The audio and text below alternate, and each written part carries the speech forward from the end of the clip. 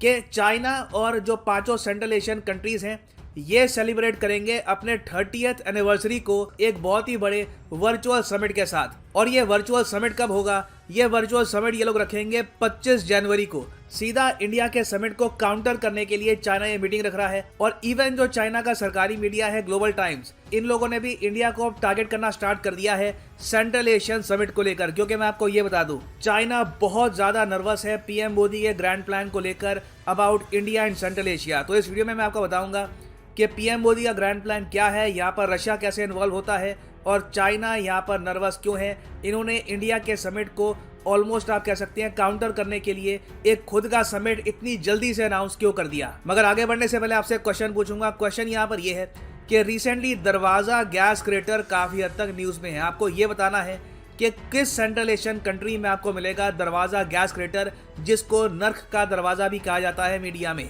ये है यहाँ पे आपकी ऑप्शन, कजाकिस्तान, तुर्कमेनिस्तान, किर्गिस्तान या फिर उज्बेकिस्तान। कमेंट सेक्शन में करिए उत्तर, सही आंसर आपको मिलेगा वीडियो के एंड में।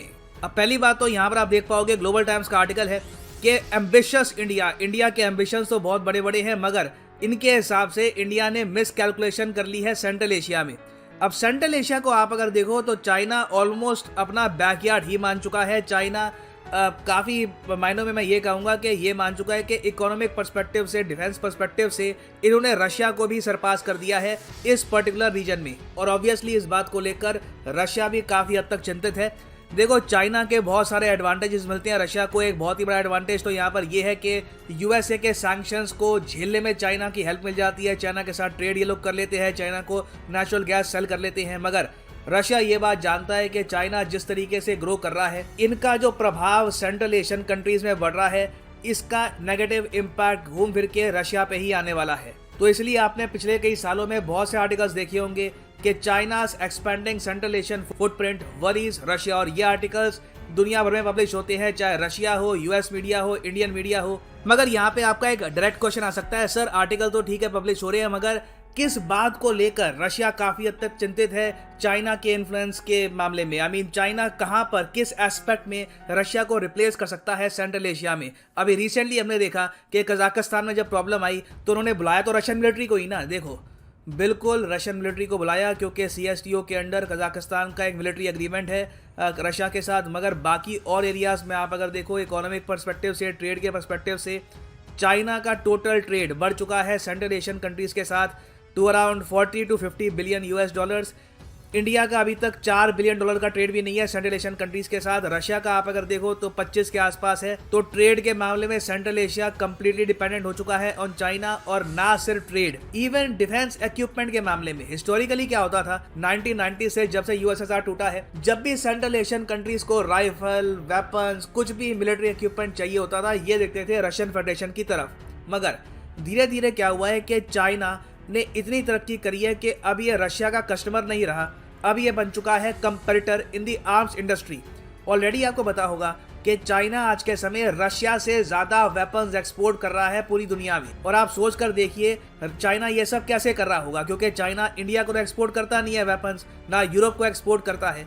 चाइना प्राइमरली फोकस करता है पाकिस्तान, उसके अलावा आप कह सकते हैं अफ्रीकन कंट्रीज और सेंट्रल एशियन कंट्रीज पर। और सेंट्रल एशियन कंट्रीज को आप अगर देखो तो पिछले कुछ सालों में चाइना ने बहुत कुछ एक्सपोर्ट किया है। कुछ एग्जांपल्स आपके सामने रख रहा हूं। सितंबर 2018 में कजाकिस्तान ने परचेज किया था Y-8 मिलिट्री प्लेन। ये एक कंप्लीट कॉपी है AN-12 ट्रांसपोर्ट एयरक्राफ्ट की, जो यूएसएसआर मेड है। रशिया इसको डेवलप करता है, चाइना ने इसका खुद का वर्जन बना दिया, सस्ते रेट पर बेच दिया कजाकिस्तान को। उससे पहले आप अगर जाओ तो जनवरी 2018 में तुर्कमेनिस्तान को सेल किया है चाइना ने KW-2 वैनगार्ड। उससे पहले आप अगर जाओ तो 2016 में ये भी पता लगा एक मिलिट्री ड्रिल के दौरान कि जो S-300 है, S-400 से पहले रशिया ने बनाया था S-300, उसको जो कॉपी करके चाइना ने बनाया था HQ-9, ये इन्होंने सेल कर दिया था तुर्कमेनिस्तान को भी। तो रशिया S-300 सेल नहीं कर पाया, मगर चाइना ने अपना HQ-9 सेल कर दिया तुर्कमेनिस्तान को। फिर उसके पहले आप अगर जाओगे तो आज के समय सेंट्रल एशियन कंट्रीज की जो पुलिस फोर्स है, जो इनकी पैरामिलिट्री फोर्सेज हैं,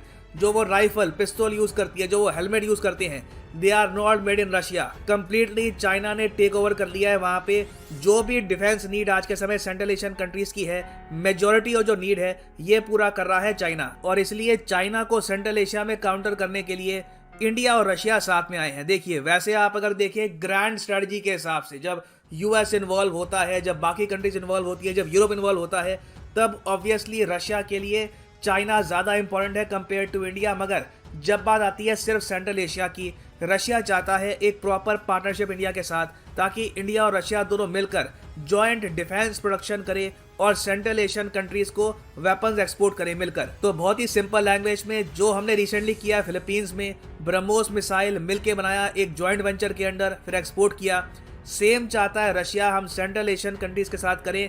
धीरे धीरे जो ज़मीन रशिया हार चुका है चाइना को, ये ज़मीन ये लोग रीगेन करें। इंडिया का रोल यहाँ पर काफ़ी इंपॉर्टेंट इसलिए होगा क्योंकि रशिया के पास लाइन ऑफ क्रेडिट देने की फैसिलिटी इतनी है नहीं। इंडिया यहाँ पर क्या करेगा, सॉफ्ट लोन देगा और उसके बाद इंडिया और रशिया डिफेंस मैन्युफैक्चरिंग मिलके करेंगे और एक्सपोर्ट करेंगे वेपन सेंट्रल एशियन कंट्रीज को। और इसको लेकर इंडिया और रशिया एक नॉन पेपर ऑलरेडी एक्सचेंज कर चुके हैं। ये एक्सचेंज हुआ था जब रिसेंटली व्लादिमीर पुतिन इंडिया में आए थे for a very important visit. तो इवन दो अभी के लिए कोई मेजर अनाउंसमेंट नहीं हुई, याद रखिएगा मेरी ये video, in the future India और रशिया मेजर अनाउंसमेंट्स करेंगे regarding central Asian countries. Billions of dollars की डिफेंस सेल होने वाली है, जहां पे इंडियन कंपनीज रशियन कंपनीज मिलकर सेल करेगी defence equipment to central Asia. और ऑब्वियसली चाइना पूरी कोशिश करेगा कि ऐसा ना हो, तो इसलिए जैसे ही इंडिया ने समिट यहाँ पे ऑर्गेनाइज किया, उसके एक दिन पहले यहाँ पर चाइना कहता है कि हम भी ऑर्गेनाइज करेंगे समिट। अचानक से इनको याद आ गया कि 30 साल की इनकी एनिवर्सरी है, उसको सेलिब्रेट करने के लिए एक वर्चुअल समिट ये लोग रखेंगे। तो देखो आज के समय लिटरली एक फाइट चल रही है for influence in central Asia. Central Asian countries में किसका दबदबा रहता है, एक तरफ है चाइना और दूसरी तरफ है इंडिया और रशिया। इससे ये एज्यूम मत कर लेना कि Russia in the future India को ज़्यादा इंपॉर्टेंस देगा कंपेयर टू चाइना। हाँ, ये पॉसिबल है, ये मैं कहूँगा एक पॉसिबिलिटी है कि अगर इंडिया और रशिया की पार्टनरशिप एक्सेप्शनली वेल परफॉर्म करती है और हम बिलियंस ऑफ डॉलर्स के कॉन्ट्रैक्ट हासिल कर लेते हैं सेंट्रल एशिया में, तो इंडिया की जो इंपॉर्टेंस है रशिया के लिए ये डेफिनेटली काफ़ी ज़्यादा बढ़ जाएगी ना। वापस आते हैं अपने क्वेश्चन पे कि Darvaza gas crater the gateway to health जो रिसेंटली न्यूज़ में था, ये किस सेंट्रल एशियन कंट्री में आपको मिलेगा? तो सही उत्तर इसका है ऑप्शन बी, तुर्कमेनिस्तान।